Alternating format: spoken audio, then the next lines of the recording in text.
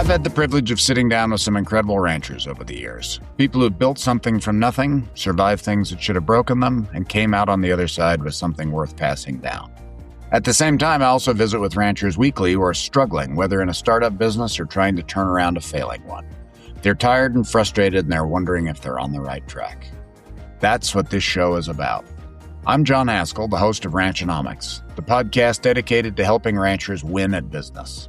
Ranchonomics Stories is where we go deeper with longer conversations that describe the journey behind the success we see today, the hard years, the turning points, and the lessons that only come from living it.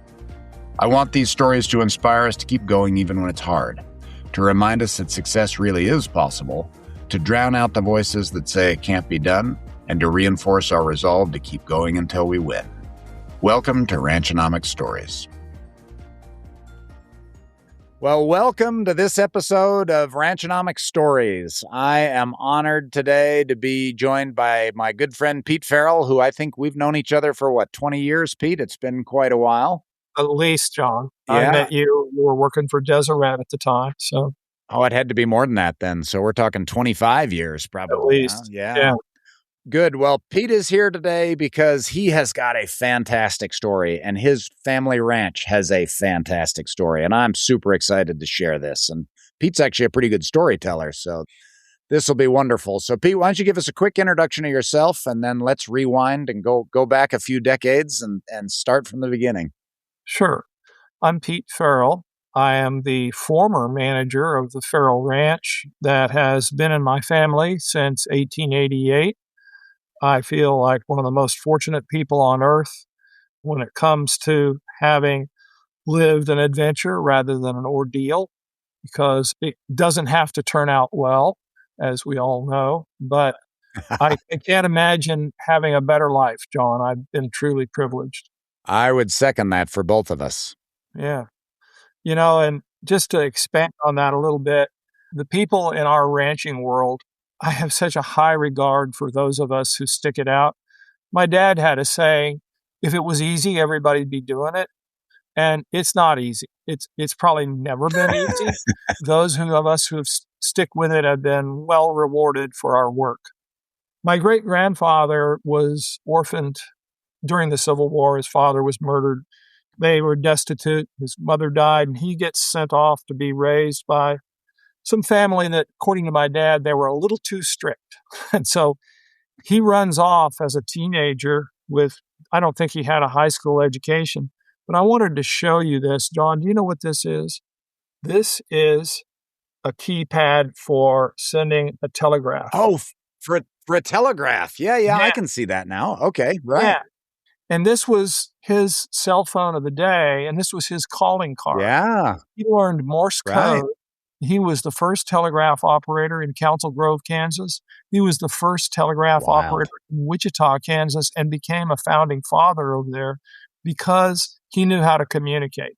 So, as you and I both know, communication is critical in every facet of our lives. So he arrives in Wichita sometime in the 1870s, begins to amass property there. He had literally, I've got a poster of it somewhere. Yeah, it's right over there. Ferrell's Dollar Store. He was the first to use that name that I know of. He had a dry goods store there. At some point, my dad says he must have fallen in love because at the age of 72, he built the house that my wife and I currently live in 1923. And so he finally put roots down here in what we now call the Ferrell Ranch. He amassed 7,000 acres. It passed from him to basically my father and grandfather during the Depression. It was rented out for a number of years there as my dad was growing up. But my dad told me that at one point, they didn't have enough cash to pay the property taxes, believe it or not. I know they sold off other assets to hang on to this one. What I so appreciate about my predecessors is, first of all, we had long generations. My grandfather was born in 1878, and he died in 1969. So I have his life catalog. My dad was born in 1907.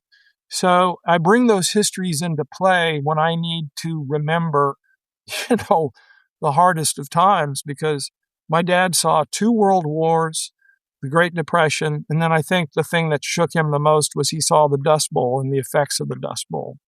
I don't know that he ever said it, but I know that he felt like bare ground was a sin. Like, this cannot happen on this ranch.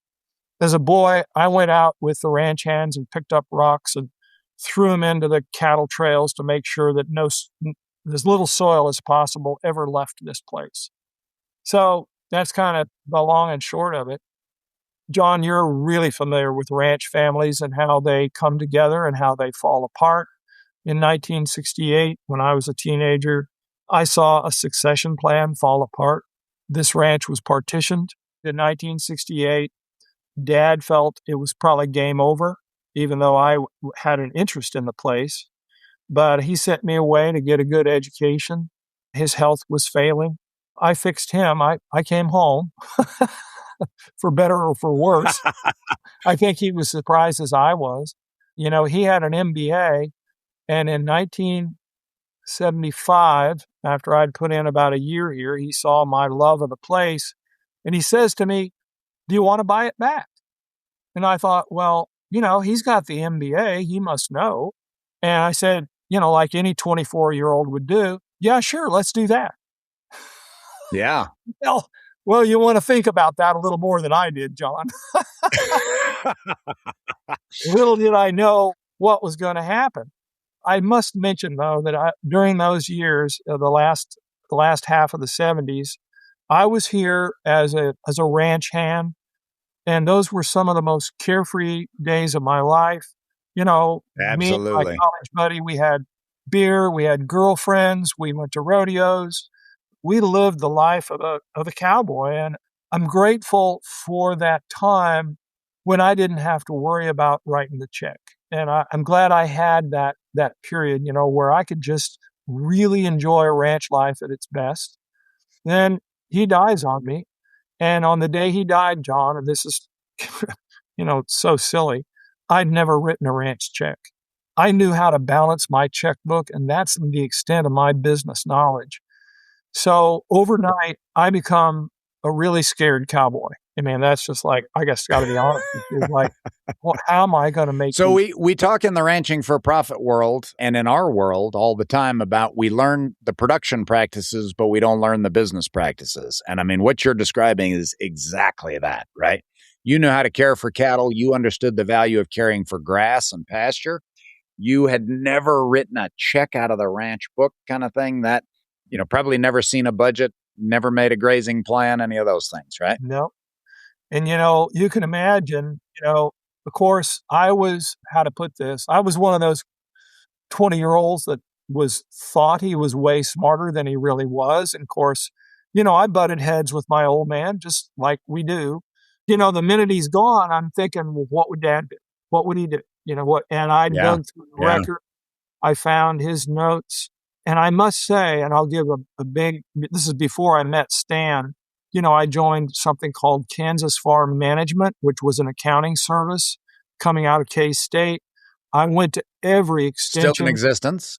Still in existence. I went to every extension workshop there was because I had no professional training in ranching. So I was a blank slate, and man, I was trying to learn everything I could to kind of catch up, if you will.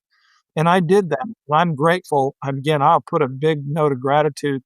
I can see all of those people, the bankers, the extension agents, the people who, I must say, I felt like they wanted me to succeed, even though they knew I was up against a pretty big hill.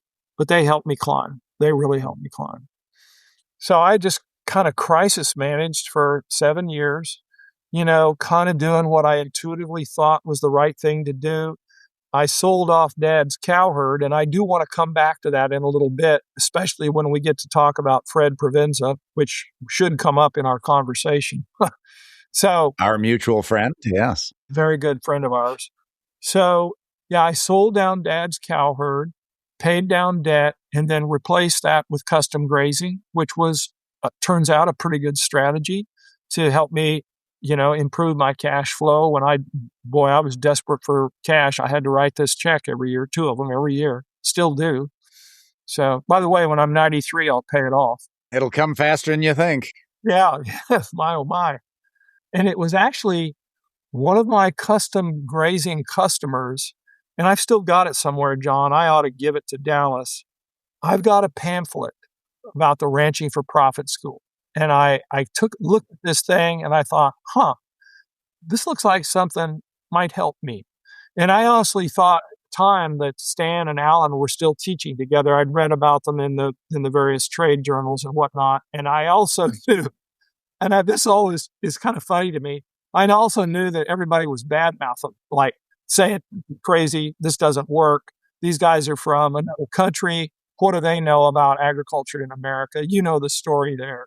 And of course, that intrigued me even more because I thought the rebel in you comes out, right? Yeah. I thought, wow, this could be pretty interesting. I took my first Ranching for Profits go. Let me back up. I actually met Alan Savory in the spring of '86. There was a big ranch tour an hour north of us. And this is pretty profound, actually. And he's there, and there are 200 other ranchers there from the Flint Hills, and we all are shaking our heads like, this is nuts. We all knew this could not possibly work because, we knew how to ranch in the foothills, right? I'll never forget it. I knew the manager. We're standing there looking at his pond in the corner of the pasture. The pond wasn't full and it had been a wet spring. And I said to him, didn't you get rains? And he said, Pete, we've gotten great rains. We've stopped runoff. And John, that stopped me in my tracks. And we got on our knees, and I'm looking at this chocolate sponge under our feet. And I'd never seen anything like that, John. I had never seen that before. And I said, okay, I need to listen to this. This is different. And my mind was turned in that moment. The way you break a paradigm is to go see it broken. And these guys were breaking. I agree. It's nothing like evidence, right? It's like nothing like hard evidence staring me in the face. It's like, okay, I want to learn how to do this. So about the same time, I get this pamphlet and I go, okay, and of course, I needed to write the check. So I was intrigued about Stan's, emphasis on business. So I take my first school in January of '87. And John, by the third or fourth night, I can't sleep. My mind is just, you know how it is. I do. You had yes. a similar experience when you went through? Oh, yeah. Same exact thing. I was just like, my mind was so overwhelmed with what I wasn't doing and what I wanted to go do and what I was learning. And, Stan taught me to think in balance sheets. I'll never forget that first exercise where when you buy the gasoline, it does not change your balance sheet. It just changed the nature of the asset. The minute you put it in your tank and burned it, it was an overhead, and I still think about those things every day. It informed me what I could do. You know what I'm saying? Like every day I thought, yes, okay, what is this action doing to change my balance sheet every day? And so like, okay, now Stan showed me the formula. He showed me how gross margins work. He showed me how I could cover those overheads. And, ranching for profit used to be kind of a joke or something, like an oxymoron, like you couldn't do it. Well, that was not true, John. That was absolutely not true. So, man, and of course, I just became the glue on his side. I'm pretty sure that he got so sick of me. And he always said, call me if you got a question. And John, I was probably calling him at least once or twice a month. In fact, I'm probably the person responsible for him starting Executive Link because he got so sick of me bugging him with questions. He thought, I need help. But he needed to recruit some help to answer these questions, right? Yeah, but he was super generous with me. I stayed in his house a few times, and I just always felt so welcome and benefited from his guidance through those years. And I got to tell you, let's go back to the bankers. And I'll never forget, this was before computers, and I literally had a 2-foot by 3-foot spreadsheet for my cash flow. And I remember taking it into my banker, and I said, here's where I'm going to borrow it, and here's where I'm going to pay it back, and I'm going to make this come true. My banker said, I have never seen anything like this. And so this went from me being the naive, know nothing several years earlier, where he's telling me, wow, Pete, looks like you got it. Of course, I got the loan and I've, survived on debt equity my whole life. But then bankers love knowing that you've got a cash flow document in front of you. They really do. That was essential, I think, to me being able to borrow my way through this. But I have said, and this is something for your listeners to think about, I've always joked that I inherited just enough ranch to be dangerous. So I inherited a third of a ranch, okay? But that did give me the leverage to go ahead and borrow more money. But here's another thing I've thought about that in preparation for this talk. I thought, John, there was a ratio of rented land to land that I was buying. And I'd be interested in your opinion of this. It seems to me it was almost maybe 3, maybe 4 to 1. I had to rent enough acres to help me pay for the land I was buying. And I'd be interested in your opinion of that.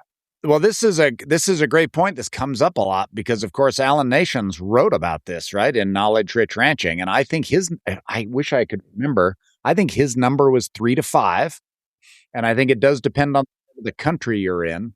And maybe it was 3 to 7, but he had a range on there. And I'd say you're right in it, And of course, Greg Judy completely made his life doing this, Greg Judy was the one that really popularized, renting land as a way of paying for land. And he's done that very well. Yep.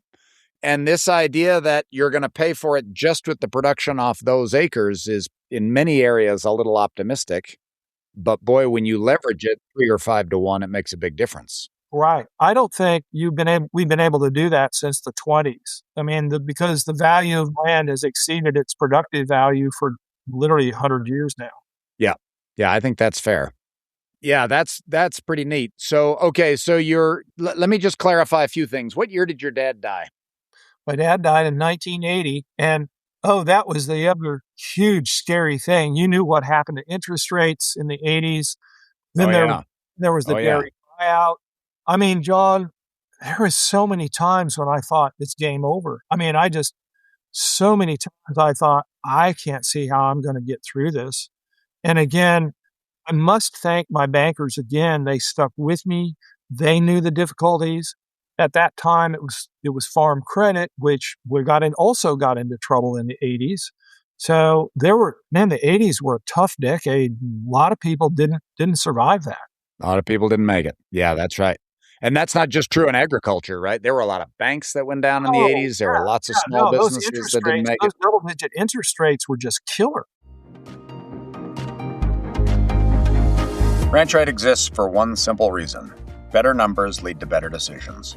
We work with producers on cash flow, debt management, enterprise analysis, risk management, and long-term financial strategy so the business stays resilient no matter the market. If you want to see whether that's the right fit for your operation, book a discovery call at ranchwrightllc.com. So do you remember offhand the year your dad died and the next couple of years? What did your interest rates look like? Do you have any recollection of that? Well, that's an interesting question. Dad died in 1980, and interest rates had gone to 12 or 14%. And again, as part of his, he was so much smarter than I ever gave him credit for, John. I need to apologize to him all the time. But we took out life insurance on my life when I was in my 20s. Those insurance policies had enough cash value that during the 80s, and this is something most people don't like life insurance because they feel like, what good is it to me? But I had life insurance on my life, and I was able to borrow from those policies at half the rate banks were charging. And then, of course, I paid it back when I had the cash to do so. But I borrowed from my own life insurance to get through those skinny times. Interesting. So you're one of the real early adopters of Mary Jo Ehrman's approach to what does she call it? The infinite banking deal. Now, let's fast forward to this point, John, because I'm so glad I have those policies. They're still intact. My succession plan is pretty much a done deal. When I pass, That money will be tax-free, and we will create something known as a family bank. And you've seen this countless times. Right now, my 2 kids love this as their ancestral home, and I'm sure they're going to hang on to it.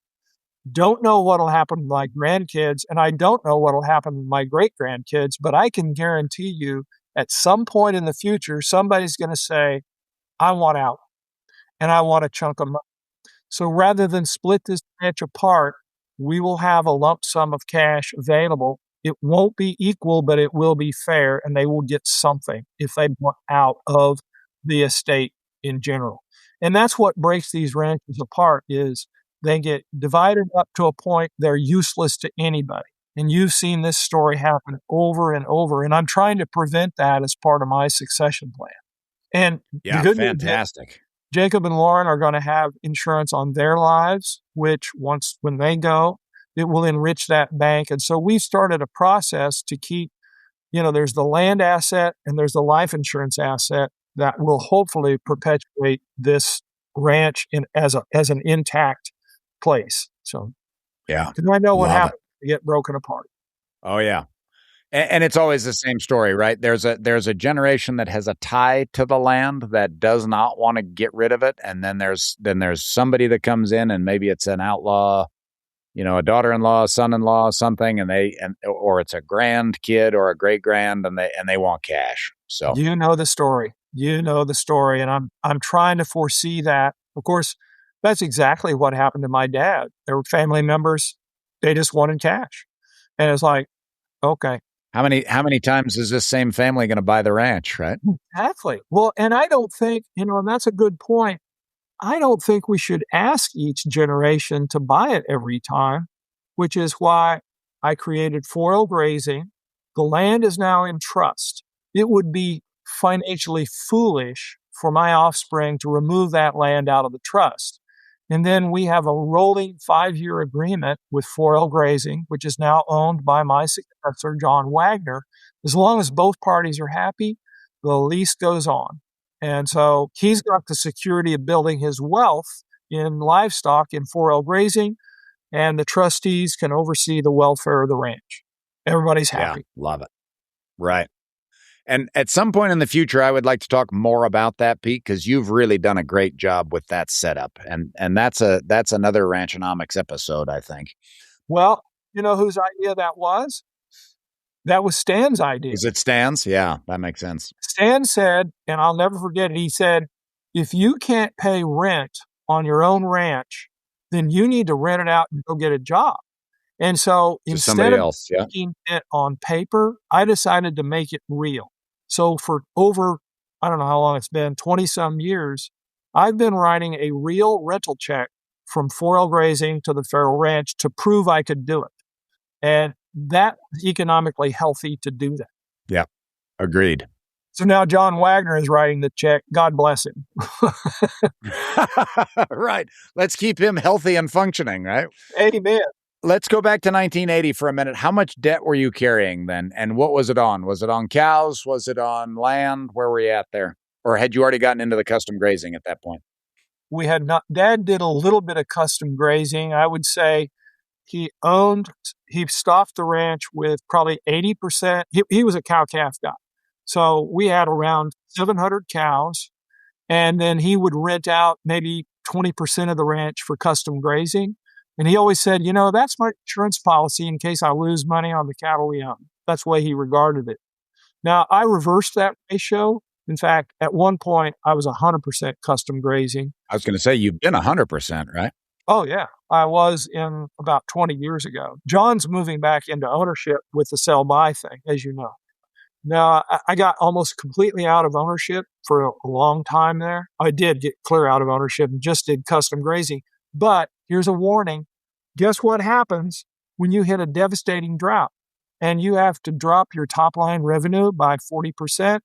You got nothing to sell, Joe. And so 100% custom grazing is not a good policy. I just didn't have any equity to work off of. All I had was I had cash flow, but I couldn't stock the ranch during a severe drought. So that's where we did move back into ownership of livestock, so we got a buffer. Yeah, and there's a big, in some ways that owning livestock is almost like a forced savings plan, right? Where instead of having to sit on it in a savings account for a rainy day, you've got it there out on the hoof and you liquidate them. And in a lot of ways it's a much better savings plan, but it has there is a real danger in having no equity in anything. Well, you're channeling Jack Ferrell. I remember him looking at that cow herd and he said, "That's my savings account." And of course, he had a lot of expense in there. And of course, he had to declare the calves as taxable income. But until you sold that cow, he was avoiding income tax by doing it that way also. And I don't know if people recognize how that works in the tax tables, but he said, that's my savings account. Exactly the same words you used. Yep. Yeah, and you're doing it without tax consequences because as long as you're retaining those animals, there's no taxable transaction, right? So it's a wonderful strategy that worked in the 70s and still works. It still works. Yeah, and thank goodness for Wally's bell curve, because now you can actually have a cow herd and not have to suffer the depreciation. So that's a brilliant idea. Thank you, Wally. Agreed. All right. So, but let's talk about the amount of debt you've got, though. How deep are we in 1980? John, my equity position must have been probably 25%. Pretty steep. Most of it in land, but I also, at that time, I had to pay an estate tax. In those days, because I was a blood heir, my accountant helped me sign up for something called use value. It's not available anymore. But in 1980, I got a break from the IRS, and I paid off my estate tax over, I think, about 15 years. So that was part of the deal. So I had not only the land debt, but I had that estate tax to deal with in those days. Oh, yeah. Yeah. So then let's fast forward to you get into, you're working with Stan, you've taken the courses, you're learning more about it. How do you start transforming your operation and how did that go? Because I know it was just roses and sunshine after that, right? No, it was a bumpy trip, John. It was a rocky trail, huh? Yeah, it was a rocky trail. And, I want to just share with you at 73, there's a few things I would do differently. This is where our friend Fred Provenza shines. In all honesty, John, I was so focused on making my payments, on making a profit, that I did not pay enough attention to the people side. I think it would have gone better for me, John, if I had learned how to really invest in people. Because, as you know, and of course, and it's still true today, turnover is a really expensive thing. So here's agriculture. Here's the people that want to work in agriculture. And here's the people that, the slice is really thin for the people that want to work in this type of agriculture. You know what I'm saying? So I asked a lot of the people that worked for me, and believe it or not, for years, I sent everybody to the Ranching for Profit school, but it wasn't enough, is my point. I really could have done better in that realm. I now see that in hindsight. And of course, I'm watching John Wagner, quite frankly, do a better job than I did. He's just pretty amazing in every aspect. So, sometimes you can see things through the rearview mirror that you might not have seen through the windshield. So let's put a little finer point on this. You sent everybody to Ranching for Profit, and what you're saying is you think you should have invested more in people. Is that correct? And again, John Wagner has pointed out, not everybody will get it. I thought if I sent everybody to Ranching for Profit, we would all be on the same page. We would understand the objective, which was to make a profit. Well, in all honesty, John, it was all of it. It was only my balance sheet that was going to be affected. You've got to play what's in it for them. Okay. And I kind of missed that point. I thought, well, we all see the objective here, but it's like, Pete, this is your ranch, not ours. And so I put the emphasis on the wrong syllable. Okay. Yeah. That's a good dad joke right there. Didn't quite work. Best dad joke of the podcast. Yeah. Okay. Well, that's fascinating. So when you watch John, what do you see John and other people that are really good at this? What do you see them doing? What are those things that you feel like are, man, if I had to do it over again, that's the path I would go? First of all, the thing with John is understanding stockmanship. you know, and I was too much cowboy, tell you the truth, and that's who I hired, and I missed, I came to Bud Williams late in the game, and, I watched the videos, but I didn't go in deep enough on that, John. So that's where John Wagner says, this is a must, how we handle these livestock. In all honesty, he's probably every bit as good as Bud or Donna. I mean, when you see him handle these livestock, it's like unbelievably good. So he's really, to get to the point, he's extremely particular about who he has work with him. He's just not going to tolerate loud and rowdy at all. And so that's been great to witness. And then, of course, there's the whole grazing thing.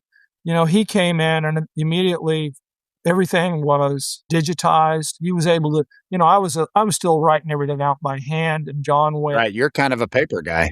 I was a paper guy, and he's doing it all on his phone and the computer now, and he's just modernized all the stuff I was kind of doing by hand, which, frees up a lot of time. So. Oh, yeah. Yeah, that's cool. Very good. Okay, so let's jump in. There are a few changes that started to happen as you went on in your management. And I think when you and I met, at first you were kind of a one-man band stringing electric fence all over the country, right? And picking it up and taking it down every year and fencing the whole ranch with single-strand electric. I was. And so I had done the math, John. It was going to be, I don't know how many miles of fence to put in. And I was thinking, wow, I want to maintain all that infrastructure. And I thought, wouldn't it be simpler just to hire somebody to come in to build and take down temp fence all the time rather than having to maintain that? That turned out to be a tactic that did not work. And John But you did it for a number of years, didn't you? Oh, yeah. We had mountains of temp fence and thousands of posts, and we put it up and we took it down. But in the long run. And you were working in that nice sandy Flint Hills soil, right? So it's always easy to do that. Oh, no, you can't hardly drive a steel post in the ground here anywhere. It's a rock pile. I mean, that's why they didn't plow it. It's beautiful. It grows good grass, but boy, it's a tough place to drive a fencing post in the ground. But anyway, yeah, we changed that. John changed that. Not doing that anymore. We tried small ruminants. That did not work for us. We tried bison. Turns out you can get a bison to go anywhere she wants to go. But it's been a curvy road, John. And I guess if there's been one consistent thing is that we don't manage the ranch the same way every year. We do what Stan said is you've got to kind of reinvent your place every year, look at it with fresh eyes. And again, John does that in amazing ways. Yeah, cool. So, and that was part of the inspiration for the electric fence deal, right? Is that you never wanted to have the same pasture 2 years in a row, right? Is originally when I heard you talk about that was kind of a neat thing. And John actually, the way he ribbon grazes, he's got fixed fences that are about 3/8 of a mile apart, but now he can run short amount of temp fence and create literally thousands of paddocks on this ranch with actually a minimum amount of permanent infrastructure because of the way he designed it. Right. Yeah. And that's pretty cool where you get to effectively infinite number of pastures with a very small amount of labor. Yeah. That's neat. Wind energy came into your country. When did that happen? Well, let's go back. I bought that first bird with Dad. And John, I almost had it paid down by, I wouldn't say paid down, but I certainly had it under control by the mid-90s. Then went through a divorce, and then the second third came up for sale in 99. I bought it. I didn't hesitate.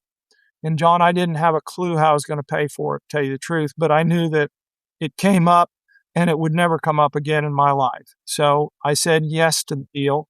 Now, at that time, and we talked about this earlier, I was leasing an additional 5,000 acres of land, not originally part of the Ferrell Ranch.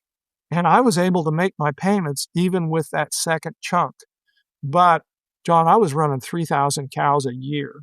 I was hiring every cowboy in the county to help me work calves and lean. And I was blowing and going, and I didn't have much of a life. So the wind farm option came along. Believe it or not, that conversation started in 95, and the wind farm was built in '05. And once it came in, then I no longer needed that rental property, and I relinquished it because, quite frankly, it was killing me. I was working unsustainable hours to make my payments. In all honesty, I couldn't have kept that up, John. And that's where the people thing, had I been better, that would have been easier. You know what I'm saying? But I was pushing too hard. Yeah. But you were pushing hard, but at that point you were making the payments. When we added the wind energy component, that took over a portion of that burden and again, you were still doable at that point, right? Right. All of a sudden I didn't need the rental property to help me make my payments. And then, I can't remember what year it was. I've got a 3% loan now. And even if I had the money, I would pay, that's cheap money. Wouldn't pay that off. Yeah. Yeah, you can pay that off because we won't see 3% money again for a long time. Yeah. And with inflation at 3.8% or something now, you're in the catbird seat with that deal. Yeah. Very good. At what point did you start to feel financially secure? So in the first, 10 years after your dad died, you were making it, but I'm sure you were, living by the hair on your teeth kind of thing. At what point did it start to transition into feeling doable?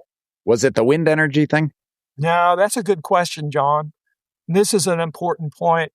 John, it was probably when we started working with Executive Link in the early 90s, when I could talk with great confidence to other ranchers about their numbers. And talking with other ranchers about their numbers helped me trust mine. Really is so helpful to have other eyes on your finances, which is, a rare thing. And which it's the beauty of Executive Link is that you're with trusted partners, people who are literally in the same boat as you are, dealing with the same problems. So I would say it was in the early 90s when we started EL that I began to believe that I had a handle on this. Yeah. So I mean, you're 13, 15 years into this journey by the time that happens. Yeah. Yeah. And that's a lot of uncertainty in your life. Like Tom McGrady used to say, there is no stress like the financial stress. I mean, that's a saying he gave me years ago. And I can't agree more, Tom. Yeah. We see that over and over again. So very interesting. I mean, people are, you've got to make that payment. It's something, if you want to stay here like I do. Now, I don't know if you want to talk about this, and we can certainly cut it out if you want, but there was a point where you started getting successful to the point that you had a tax bill. Do we want to jump into that? Well, yeah, we can talk about that. And this is another thing that, again, surprise, surprise, I didn't see it coming. Guess what happens when you no longer have depreciation to write off on your tax bill? So, I was so happy. John Wagner wanted to buy 4L grazing from me. Yahoo! But what I didn't understand, and again, that's one place where I've just not really, and bless his heart, Stan said, you want to have an income tax problem. And I go, yes, I would. That's not a bad problem. But, he kind of didn't address that very much. He said, people spend too much time trying to avoid a tax bill when you really ought to just be trying to focus on a profit. Oh, okay, let's do that. Well, what I didn't understand, and to be fair, we don't agree with that statement in general, right? In general, but when it comes to cash flow and you get hit with a tax bill, and that's what happened to me when I sold 4L grazing to John Wagner. All of a sudden, I don't have the write-offs that I had on my personal tax. And I got hit. I didn't see that one coming. And maybe I should have, but I didn't. Yeah. Well, your case is a very good lesson for me. And I think you've shared this, multiple times, I think for other people too, that while I agree that in most cases, we don't spend a lot of time worrying about the taxes because most people aren't profitable enough for there to be much of a consequence. And lots of people do things to avoid taxes that make them unprofitable. So that's not what we want to do. But there definitely are risk points along the way. And we've seen multiple cases where people change their operation around, become significantly profitable and then suddenly realize that taxes are their, first, second, or third largest expense. And when we have somebody that's at the point that they're having to borrow money to pay their tax bill because they don't have the cash, and it's $50,000, $75,000, $150,000, like, we now we're going to spend effort managing taxes. We need to be thinking about that. I just didn't see it coming, John. I feel naive and that I should have known, but I thought, I just didn't see it. You know the saying, right? Wisdom comes from bad decisions. Yes. That's how we get educated sometimes. Yeah. I love it. So as you look forward now and as you look backwards, I mean, again, I think your family's story is a great American story, right? Your great-grandfather was an orphan kid, shipped out to Kansas and figured out how to make a way for himself and amassed a whole bunch of ground. And your house you have a beautiful house there that, with a cool entrance up to it and all, on a beautiful piece of ground there in southern Kansas. As you look back to your ancestors and forward to, your offspring, tell me what you think with this whole thing, because it's almost an overwhelming picture in my mind. Yeah. Well, I hope, and I'm speaking to others who feel the obligation to carry on. There were, again, I'm just going to go back to kind of hit some dark moments. The only way I could get through that was to forgive myself if I did lose it. In other words, and here's something Stan would say. He said, precipitate the crisis. And so this may be helpful. I would literally sit there and say, okay, I have actually lost the ranch. What am I going to do? Well, you know what, John? Turns out they don't turn off the oxygen when you go bankrupt. You'll live through that. And it was actually helpful to sit with that awful thought and realize, oh, I'll probably survive. I'll figure something else out. And, I hate to hear my fellow ranchers get in that state where they think, and I've known some of them that go out of business, and you know what? They did survive. They went on, they were just fine. So it's not the end of the world and it's not the end of your life. But I'm glad I got through those dark moments. And looking forward, Jacob and Lauren and I now have monthly trustee calls. We consider ourselves, they are my successor trustees. And we have monthly calls where we review the quote unquote business of the ranch. And hopefully when I quit breathing, the only thing they're dealing with is a funeral, and the business of the ranch will carry on because they're going to know every detail well before I'm out of the driver's seat. So we're doing that. And I'm so pleased. They love this as their ancestral home. They have beautiful families and homes of their own, but they want to come here. And we've just hatched this idea. This is kind of hot off the press.